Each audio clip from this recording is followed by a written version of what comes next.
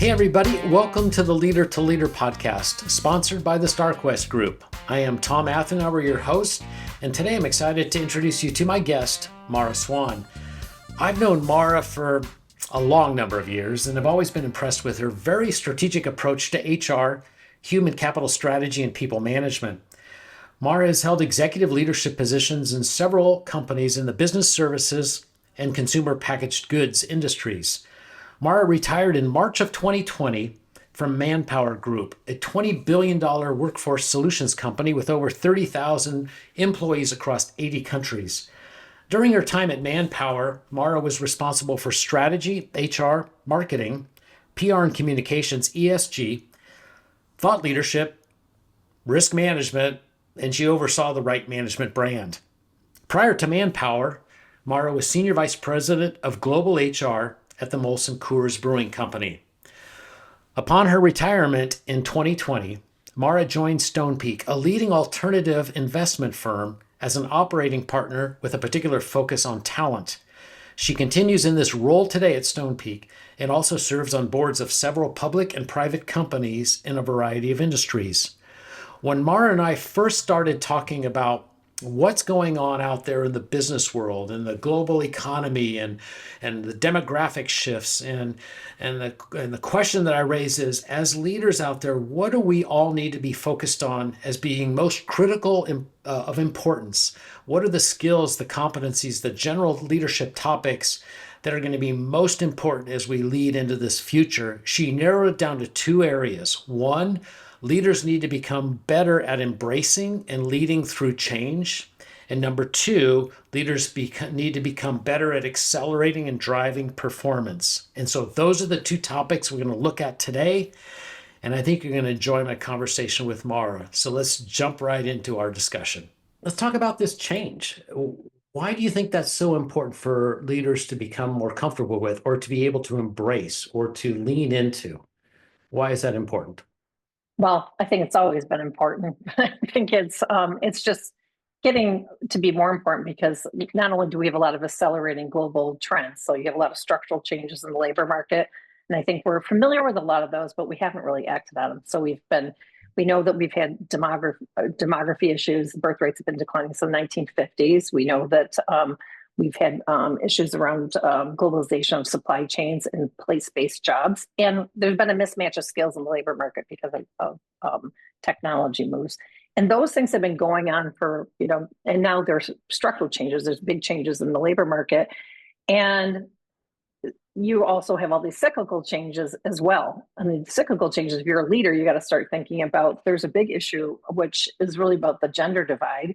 You see women achieving more, graduating more, and men's activity in the labor market's declining, which is, causing issues about what talent then you can access. And then there's been this rise of individualism as a cyclical change, and that's where people don't feel so connected to the company anymore. They've decoupled. I can go Uber drive or do something else. I don't have to work for you if I don't like you. It also means that they want to do what they want to do. And we've seen that when people haven't wanted to return back to work. And then I think the one that it's cyclical change. I hope it doesn't turn into structural change, but there's a really decrease in the health of the workforce. There's a lot of drug, alcohol abuse, violence even, and stress now in the workforce. And these are cyclical changes leaders have to deal with. So if you just start with those things, not to mention that it's harder and harder because there's more global competition, and more access. We've lowered the cost of entry for businesses to compete. You're going to be stuck with change for a long time if you want to be working in business. Yeah. So those are all cyclical changes and shifts in the marketplace. And is there any particular shift that you see as being really paramount for leaders to really understand, to kind of be able to understand what's going on? Because they might see it as something that they have some control over, or at least some level of influence. Is there any one that comes to mind? Yeah, the biggest one for me is that all of these things have an impact on the supply and demand of labor. And if you're a leader of teams, who you can access for talent on your team is very different. What they expect is very different, and how they want to work is very different. And so what I look at is, I think leaders need to start thinking themselves. If I think when I was working finding talent and getting them developed was really HR's job. And now I think what you have, if you're a leader, you have to be a talent magnet. You got to be somebody wants to work for because they have choice. We got to sign somebody, we waited for their boss to die and then maybe get promoted. So I think thinking about it, I don't think a lot of leaders think that that's their job. And I think they have to be a talent magnet, and they think they have to be a developer of teams and people because those skills aren't always out there. You want, okay, if I go back 30 years, if I wanted, a purple squirrel, I could find a purple squirrel because there was lots of people to pick from. Now you have to pick somebody that has maybe 5 of the 7 things you're looking for, or 5 of the 10 things you're looking for. And you're going to have to be able to figure out how to comprise the team to offset each other, and also how to help those people grow, and then give more chances on people. And you can't leave that job up to HR. Yeah. Yeah. So along those lines of creating, kind of being a people magnet, is that what was that your Yeah, I call it talent magnet. A talent magnet. Mm-hmm. What are some of the things that leaders, I mean, are to be able to be that sort of talent magnet, to really be attract? What are some things that are best practice? I mean, how do you need to almost, like, I like to start with mindset shifts a bit. Yes. About how do you start to think about yourself differently rather than just jumping into skills and best practices? So what's the mindset shift that leaders need to be looking at? Yeah, I think first leaders need to be thinking. I mean, if I took it even more so, I think leaders need to be thinking external to internal. So they need to know what's going on. So if you got to be able to scan the environment and know what is happening, and so that so let's face it, I think a lot of leaders, we wait to be told, oh, this or X has to be done. I think as leaders, we have to be a little bit more mindful of that than we were maybe, even 10 years ago. So I think I'd start off with that. And then to me, you have to just be better. I mean, before, my boss just said, here, just go do this. And now you've got to start thinking about how you structure, the work.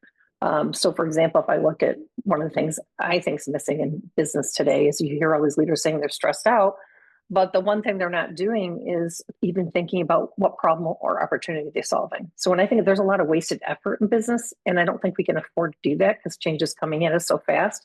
And I think about it, people just keep working either on stuff they're interested in, or they think that's what they're supposed to be doing. As a leader, I think one of the most important things is to think, what is the highest value work for your group? And I don't think we think about it as consciously as we should.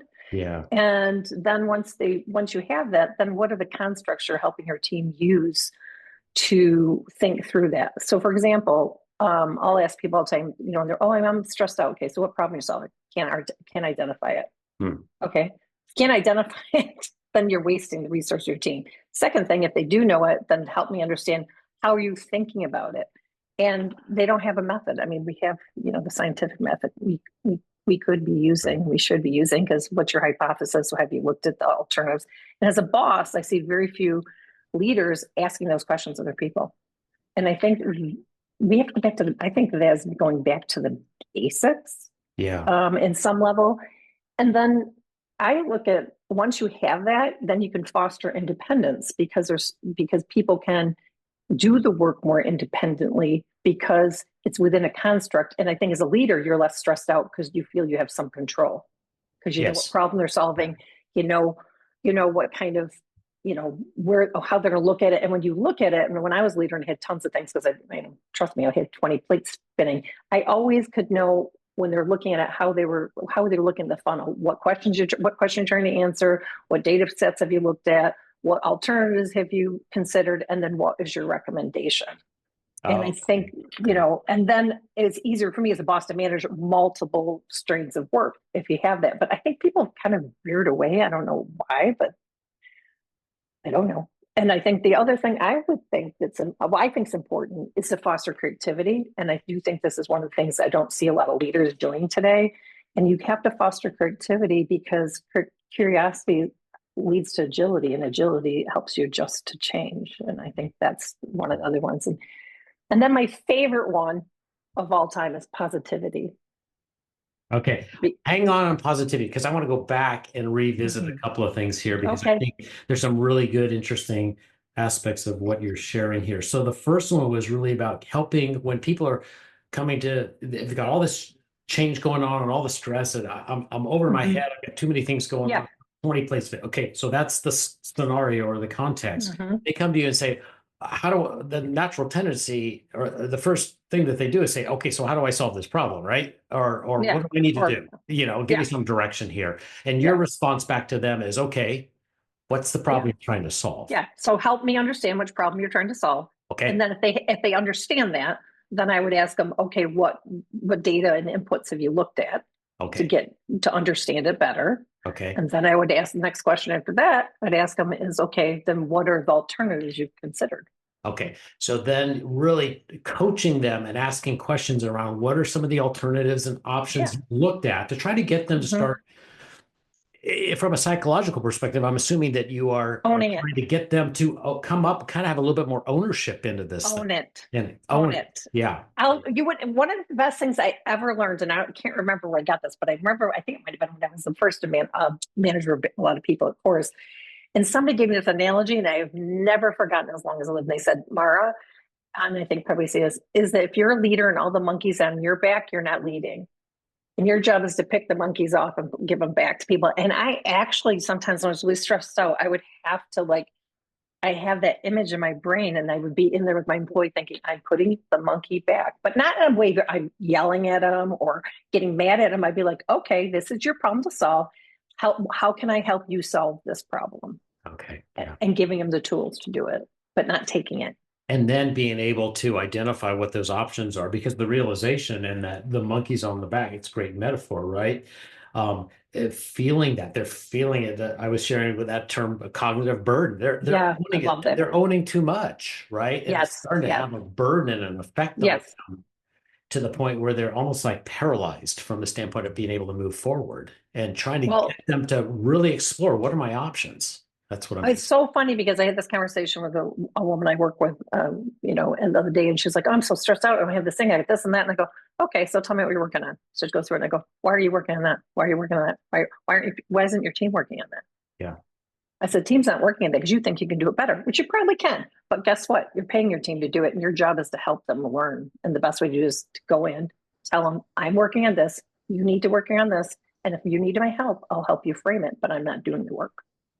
That's a great point. Great takeaway on Mhm. that. I'm not going to own it. That's your I'm stuff. not going to own it. Right. And I told her, you need to Yeah. actually tell them that because I think some people, we've gotten a little sloppy in leadership and the relationship between leader and subordinate. And I think after a while, they think your job is to make my life easy. No, no, no, no, that's not my job. We hear that all the time where leaders know that their entire team members, they're all stressed. And so what they do Yeah. is they pull things back and they're doing it out of good intention, right? They're trying to help their employees, but they end up having all these monkeys on their back and Right. they're going down and then they're Right. they're operating Right. below the Right. line, subconscious, whatever it is, reactive. Well, the one thing I would just want to add here, because I think that's really important, because I've made this mistake early in my career, Yeah. trying to be a good leader and help my team. But what your job as a leader is to get resources for your team and to get your team recognition. That's what your job is. You have to spend more time outside of your team, making sure you have those things so your team can do their job. And I think people forget that. Yeah. Such great points. Great points. You were talking about fostering creativity as another one that Mhm. leads to agility. Unpack that for me. I mean, what does that look like? Before I go to optimism, I'm going to Yeah, yeah. optimism, but I'm not going there yet. Okay. Well, I worked in some industries that were very curious. I'll have to tell you that much. And it's hard, and people are like the status quo, but you have to somehow serve it up. And I guess the best way, what I did as a leader was, you can tell people to be curious and that just doesn't work. You know what I mean? So partly, I would try to do it through asking questions, but then, you have to be careful that you don't make people feel, stupid or whatever. So one of the things I always did told everybody is, okay, tell me something you're really passionate about. Um, read a new book, go talk to somebody in another department, look how they're doing things, and bring it back to the team and tell me about this, and let's have a little discussion. And everybody has to ask at least one question. And and one of the things that helped me is I find I think there's two groups of people in general, like a lot of people who are the creatives in the company. Every company has a group of creatives, and I love going and saying, "Here's the problem I'm trying to solve. How would you approach this?" And they would come back with something I would never, my wildest dreams think of, and it was helpful. So I always ask people, how many people did you talk to? So this is just little steps of creativity. You know what I mean? Like even as an executive, before I would do any work, I'd go talk to a couple of my colleagues and say, hey, I got this problem. Here's how I'm thinking about it. How would you approach this problem? And every time I got something better that gave me a little edge. Every time. Not one time did I not get a good input. And so I think we underutilize our colleagues. Yeah, I think we do too. Yeah, I do. Yeah. And you also said that that can lead to agility, which really is in Yeah. response to this whole topic around change, being able to lean into change and kind of get more comfortable Right. with it. How does Right. that lead into agility? Is it just speed? Is that how you see that as speed? Well, I think a lot of times what it does is you start thinking about problems or opportunities differently. And I think it helps you just be more willing, when you are willing to take other people's inputs in, it makes you more agile. Do you know what I mean? If I just am Yeah. going to go down my lane and do it my way and you go something else. And so if you have that, then once you build up that skill to be a little bit more agile, I think you find that it does help when the next change comes. You're like, oh, I feel I have capacity because I've improved my Yes. capacity, or I've got a friend over here I can go ask. I mean, there's lots of things I got given in work. I had zero clue how to approach. And I would just go ask a few people and eventually got enough ideas so I could come up with a way to deal with it. So well said. So well said. Yeah. That agility is really an important piece. But you Yeah. also the other piece that I pulled out of that was building capacity. We Yeah. sometimes call it change readiness. I like Yeah. capacity better because you build people's capacity and ability to be able to respond to different changes that Mm. downstream. You're building that ability is what you're. Yeah. And independent, because I feel like instead of feeling stressed about something, like, oh, I know how to do that, or I know somebody who can help me figure out how to do Yeah. that. Yeah. And yeah, I think Yeah. That's perfect. that's So worked for me. So in the world of change, we're still on change, and you Yeah. started to go Yeah. into this was optimistic mindset. What was it that you teed up? Positivity. Positivity. Positivity. Okay, good. Okay. Yes. Yes. So talk a Yeah. little bit about that. Well, I think one of the things I found over time that, when you get into change, it's the, oh my God, it's happening again. And people just all start, it's contagious. Negativity is contagious. And I think, wringing of the hands is contagious. And, so is positivity contagious. Yes. One of the things I learned from a boss, and I remember what he told me was, Mara, if you're a leader, no matter how scared you are or how worried you are, and I've been in a lot of situations where the business wasn't doing too well, he says, you got to put your we can do it face on. When you leave your, like I might be in the office with, CEO or something, he goes, when you leave this office, you leave and you're just like, and he goes, you don't want to be like Pollyannish about it, but you have to be positive that we can do it. And so what I always try to do when people would start that, oh my God, here we go again, I'd be like, guys, this is the way of the world. How are we going to approach this? How do we use our smarts? And I would, and this is where I never was a cheerleader, but I would bring out a little bit more of the what can we do and how can we make lemonade out of lemons. I mean, I think there's Right. things and there's for example, and I led HR. And we always, when there's bad times, got a lot of the stuff. I said, in some ways, it gives you a chance to step up to the plate. I mean, you take the pandemic, for example, horrible thing, right? But it really allowed HR to take a much, forward role than they had before. And I think because it was clear what the mandate was. And there's a perfect example that we can change when we want to or have to. Yes. So how do we build that kind of capacity in an organization to do it when, and I think personally, do you know what I think happened in the thing? I think it was because decision-making is really diffuse in organizations. And that decision around the pandemic was done because it was clear where the lines of authority were. Yes. Yeah. So, yeah. One of the But things also, that I like this, I want to spend just a little bit more on this positivity because I want you, what you're not saying is this artificial positivity because you need to be up. That's not what you're no, talking about. no.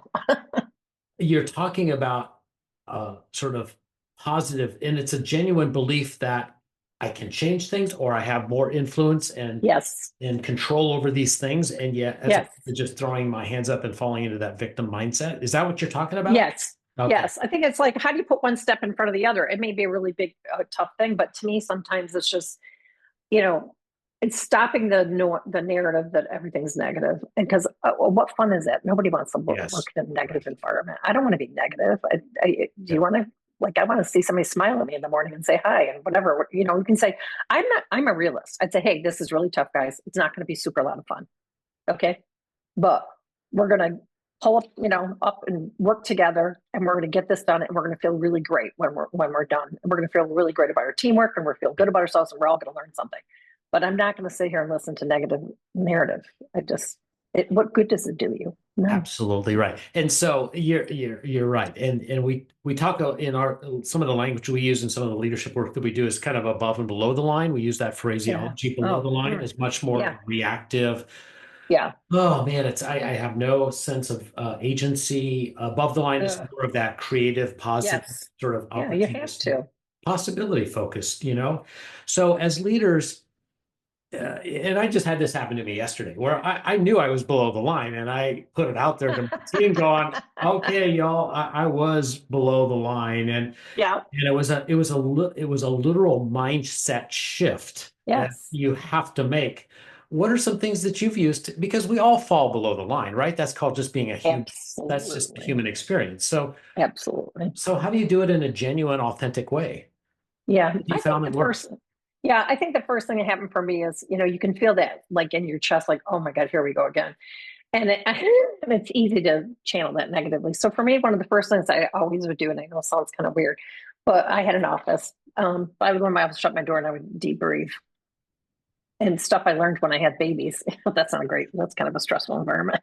Right. They told you, if you breathe well, it'll all work out great. So I actually used the same breathing I was taught for that. And it really would reduce my heart rate. And when my heart rate was reduced, I felt like then I could start thinking about, I would think, what's one step I can take that'll move me forward? And then I would start breaking down whatever I had to do into small steps. And so therefore I felt like I had control because I could see how I could achieve those steps or who I could delegate those steps to.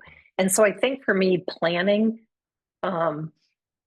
was a really important way to stay positive, because sometimes it'd be like, you want me to do what? I've got like these 10 other things. How is I'm going to get that done? You know what I mean? My people are already stressed out. How's that going to work? And I think once I would lay it out in a project plan, I found that to reduce my stress, maybe because I felt like I had some kind of control. Yeah.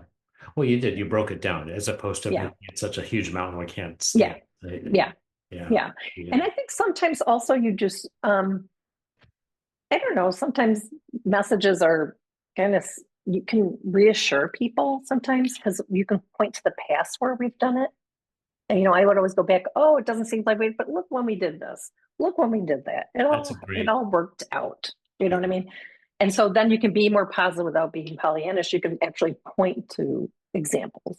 And I think back to your point where you said when you go down what you call below the line, that's when you have a high functioning team, because I've been there. And when your subordinates pick you up and say, Mara, you're always positive. You're not you're pretty negative right now. And it sounds like that's what happened to you. And that's when you have a good team. Yes. Because there's days where you don't have good days, and if they can pick you up, then you're functioning well. That is absolutely well. We're in this together. We use that term a lot. The team can actually help each other.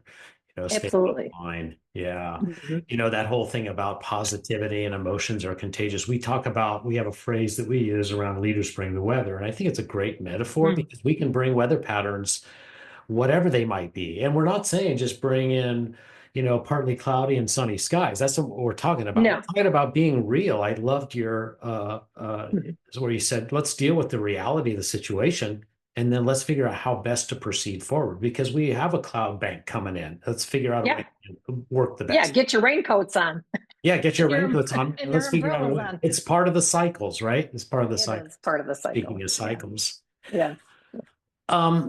Let's shift a little bit over because the other area that you were really passionate about was this area called performance. And being in the business that you're in, right, as an operating partner on the investment firm, working with different companies, it really does come down to performance, at least from the financial and growth and all the metrics that we look at. So, but from a standpoint of leadership and performance, talk a little bit about that. Why that was one of the two areas that you were passionate about. Change being one, performance. Yeah. I think because I spent my career in HR, and one of the things I spent the first decade of my career cutting costs. to just so globalization came in, and what do? We cut costs. That was a really fun trip. To justify your existence, right? Yeah, I was There's like, part of that. Yeah. I got really good at it, and I was like, I don't think I want to make a career of this. So I looked around. I thought, what value can HR and then my job mandate of helping leaders be better leaders? What can we do to make that better? And I think one of the things was performance. And one of the things I noticed, particularly because I spent a lot of time with salespeople, is winning is a really powerful tool. I mean, people love winning. So you have to be, I think, as a leader, if you can define that and you can lay it out, what does winning look like? And then what does good performance look like? I have found people rise to the charge.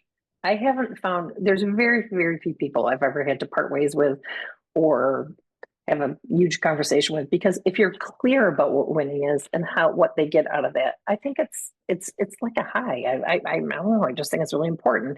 And I think as an HR person, the most value you can add to an organization, and I think a leader as well, is defining how you accelerate performance. Yes. That's the number one thing. We're here to get results, and how do you accelerate performance? And I'm not saying that just about numbers. You accelerate performance through people. Almost every industry I've ever been in. Yes. Maybe one that has huge high, maybe the oil industry or refining doesn't have this stuff, but most organizations, you don't get performance if you don't have the hearts and minds of people. So how do you get that? You get that by breaking down what our goals are, our long-term goals into short-term goals, into daily goals, into individual goals, and then having conversations and feedback. Seems simple to me, but not so simple. So accelerating performance, the first thing that I'm hearing about, you talked about being real clear on what a win looks like. Some people might call that being real clear on expectations. Totally. Yeah. Totally. What are we trying to get to? What's the win? What's the finish line? How are we going to describe it? Okay, so that's one part of it. We do, in some of the leaders that we work, some of them struggle with being real clear on expectations. They may not be as clear about defining the win, to use your term, as they could be, and yet that's being a disservice to the person, right, or the team. I think it's totally, because I'll tell you, there's more when people say they're stressed out at work. I still look at how much wasted effort there is in business. You know how many times people like run around in circles doing the same thing over and over and over and over again because nobody was clear about what the expectation was. Yeah. And so one of the things I did is, sometimes you don't have a good leader. Okay. And I haven't always had good leaders. So you have an obligation as a subordinate to define what performance looks like, and then talk to your boss and get a commitment about that as well. Yes. So I always tell people, don't be waiting around because maybe there's something else. You can clarify what you think, spending some mental time on what do you think is good performance versus a bunch of tasks, which people love to write down, which drives me crazy. And then talking to your boss, and then you'll find you grow through that. You get better because they'll be like, well, a little bit change here, a little bit there. And I think, to me, whenever I've had to do counseling of employees or leaders when they're really frustrated, this is the number one issue.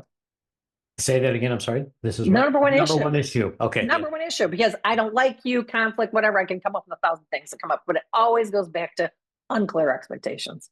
Always. Yeah. Yeah. I mean, and then you also mentioned feedback and coaching, and wow, I would guess that effectiveness of those two practice skill sets goes up dramatically if there's clear expectations, right? Exactly, because we can talk. We're on the same we're on the same plane, so we can have a conversation. We're not doing this because we actually know what we're talking about. So yes, I guess it's a lot like marriage counseling or whatever. What are you trying to get to, right? Yes. What else? Anything else kind of come to mind relative to this thing called performance? Sorry, my hair just fell out. I think the one thing I've also noticed, I would say, can you hear me? I'm sorry. I can hear you. Yep. Is we sometimes have the wrong people in the wrong jobs. So when I see performance, jobs are changing, and I think this goes back to our earlier conversation. And so what you need in those jobs are a little changing. We like people, and somebody could be a really good performer, but they lack some of the skills that's needed. And so I think as a leader, you have to like putting your map down of your people and saying, are they fitting what they may be another job for them? I'm not saying they have to go. There might be another job, but I think that's what I've seen leaders be slow at. And I think that probably, in my mind, is the next thing that reduces performance. Not having the people in the right places or, with the right skill sets. Because, like you take HR, for example, it's becoming more data oriented. And a lot of people went into HR and said, I don't like numbers. Well, that's unfortunate because all I did all day long was look at numbers, but okay. And you can't have that. You can't have that. So I think making sure you do that. And I would say one of the things, that practices I had was, because you were really, really busy, is once a quarter, I always spent one day at home going through my team. And what did I think? Where did I want to see them grow? Where was I, not so happy with them? Are they in the right job? I asked myself a set of questions and then I would start planning Okay. versus waiting until it was a nightmare. Okay, that's a great best practice of a quarterly, just a check-in with yourself relative to your Mm-hmm. assessment evaluation of each of your team Yeah. members. And then did you share that back with them? Was that Yeah. part of some? Then I would have it go back into their one-on-ones. Um, and I end up having great conversations because they were like, "You're right. I'm really bored. I don't really like this job anymore." Yeah. They come up with you're like, "Oh, I had no clue." So yeah, I think that's, to me, from a performance perspective, that's really. And then I think bottom line, the third one to me is communication. Okay. You just have to keep communicating to people. This is what winning is. Here's how we're winning. Here's where we're not winning. Here's what we need to do.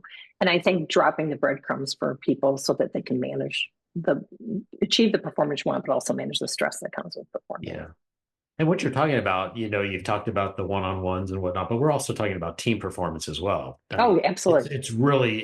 and it's also too thinking of the collective as opposed to adding up all the performance levels of each individual person on there, Yes. really trying to maximize the effectiveness of the collective around Yes. almost Yes. a 2 + 2 = 5 equation. We Yeah. talked about that.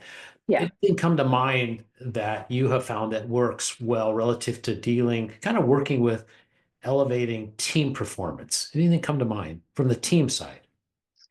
Um, I guess one of the things, maybe this was my, early on, people not understanding what each team member does Uh, and what capabilities they have. And so I spent a lot of time, especially if you have a weird, different team, you have very different skills in the team. And if you're in a company that's had a lot of stability, maybe it's a little easier. But when you have a lot of change, you don't know what these people, what they can do. And so I would have people in our team, in our staff meetings, I would have one person talk about their background and what they felt their top skills were. And then people could then learn to start accessing them better. Um, and I think that helped a lot. So to me, it's pretty basic when you think about it. yeah, I yeah, mean, it's really, really basic. And then, team has to sign up for what is the team. I mean, we all have our individual goals, but there has to be some drivers of what are the performance goals of this team? What do we want to be known for? How do we want people to think about our team? And I'd always ask people, well, how do you want people outside this company to think of our team? Do you want to think that we're hard workers? Do you want to think that we're, nice? What is it we want people to think about? And how do we behave so that we support that? yeah, And then talking about that constantly about that with team performance.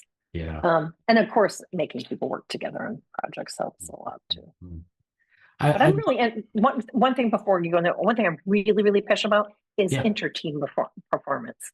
So one of the things I really felt good about is taking people from marketing and people from HR and put them together to come up with an HR product because they Uh, think differently. okay. Yeah. So It's the that's team of another. teams. Yes. It's Mhm. oftentimes, Yeah.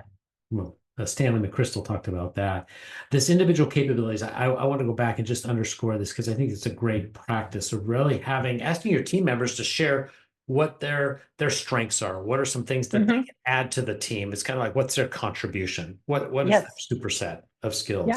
Yeah. And And what they're trying to develop then what they're because, trying to develop. Yeah. yeah. Yeah. Yeah. Yeah. And you also talked about clarity around, thinking about how do we want to be seen or known. I think you used the terminology as a team. How do Yeah. we want to be seen? And it Yeah. might be the team that everybody wants to get onto, or the team that you go to that perhaps maybe you want to grow and develop. If you want to grow and develop, go be on this team because you're going to learn a lot of stuff. Plus, it's Right. the team to be Right. on. And remember, if you're on a strong team, you get more resources. Good point. Business is always about what resources you get. Yeah. What do you think, sort of and then we'll kind of wrap this up, but one of the things that I'm interested in as a role operating partner on this alternative investment firm where you have a variety of, you have line of sight into the different organizations going on out there. What do you think is the biggest impediment? What's the biggest headwind around performance that you see out there? Well, I think um, global uncertainty is probably the biggest one. I Yeah. mean, we don't, yeah, I mean, it's the biggest one. It's like, and I think people think it's So from AI. a business strategy, the global Oh, uncertainty around the business strategy, are we in the right oh, business? Are we right mm, markets? All that sort of thing. That's what you're saying on mm, that. mhm. So it's an external It's headwinds. external headwind. Yeah. I Yeah. think I think people feel really comfortable with their strategy. I think people are still figuring what they're doing with AI, Yeah. but they feel somewhat in control of that. I think it's just the uncertainty. Where are the markets? We have very interdependent supply chains and markets, and all of a sudden, all companies are trying. Some countries are trying to go away from that. I think the other thing is really it's slow growth is really the arch. Yeah. Globally, we have slow growth, and then everybody's competing for the same slow growth. Yeah. I Yeah. would say is probably the Yeah. biggest issue. Which really we started out on the topic of change. It takes us right back into that of as leaders out there, we have to focus on what is the things that we do have some influence over. Do we have some sense Yes. of control? Being aware of that external, right, of what's going on. That's just the context in which you're being Yeah. asked to lead and lead teams Yeah. to perform, right? Yeah. Mhm. But also looking at what are the steps that I do have control over that I can make some positive upward movement towards in light of all that's going on, right? That's the Yeah. best you can ask Yeah. for. You can just do your best job. And I mean, it's no different if I decide to run a 10K and I've always been sitting on the couch. I gotta start walking. I walked the 10K about 2 weeks ago. Okay. All I'm just saying, is It's like one step at a time. It's a great way to think one about step at a it. time. That's why I always tell people, one step at a time, calm down, one Yeah, step at a time. We'll get there. so So yeah. true. And I even put on a positive podcast rather than listening to all the Smart. stuff. Yeah, it's smart. Kept me going. Kept me Smart. going. So if you were to, as we're wrapping this up, Mara, and this has been great, if you were to list three leadership practices that you think are most critical for leaders to embrace, either grow or develop or continue doing, what are three things? Kind of like, what do you want to leave our listeners with? Three things that you think. Oh, oh, that's so hard. Three things. I like threes, right? I know I like threes too, but there's so many. I know. Um, I know. um, I think it goes back to the things I said earlier. I think you need to think of yourself as a talent magnet. I think you've got to think about talent. Don't think about talent. I think you got to go back to the basics. You're in the I've people used, business, right? You're a talent yeah, magnet, develop people. Yep. you're attracting and developing people. People got to want to work for you. There's not enough of them out there. Good ones need to want to work for you. The Yep. second one, when I think about it, I think you've got to go back to the basics, which is helping people, with how do you set expectations? How do you look at a Okay. problem? This is what Yes. bosses are supposed to do. And I'm going to just lean into positivity. Okay. Yeah. Yeah. Wow. And then figure out a way for you to maintain that. I mean, you talked about breaths, getting outside, getting a walk, whatever it is to try to maintain that sense of sort of where am I? Where am I? Am I above, below? Yeah. It's And so I think important because it is it's really contagious. important. You It's have to stay calm to be a leader. And, yeah. and I'm not saying I was always calm. So sometimes you just have to go into the room and take a deep breath and whatever. But I know one of the things, I would tell you, I think is a leader, and this gets off your 3 points. Yeah. Yeah. That's I okay. think I think you have to believe you can do it if you're a leader. Yeah. And I think that if I look at that, you got to believe you can do it. I think winning is a powerful tool. People like to be with winners. And so you got to think about winning. I think questions, what we've talked about, are a super powerful tool. And I think most leaders do not know how to ask good questions. Yeah. I think it's one of the most powerful things. And if you want to start, one of the things I always tell people, take a T-chart and write down every time you ask a question, and every time you make a statement. I'll guarantee it's at least 80% statements and 20% questions. So true. Yeah. And I think that is something, if you want a simple tool to start change tomorrow, that would be it. Yeah, that's a great tool. Great tool. Mhm. Real quick question. We always like to end. I like to end these discussions and asking my guests a few questions around, kind of just a Ooh. rapid fire thing. So what's the best piece of advice you've ever received in your career? Oh, I had two. I have to have two. I don't have three. I don't have one. Okay. One was lean into discomfort to grow, Okay. Cool. and the other one was slow down to speed up.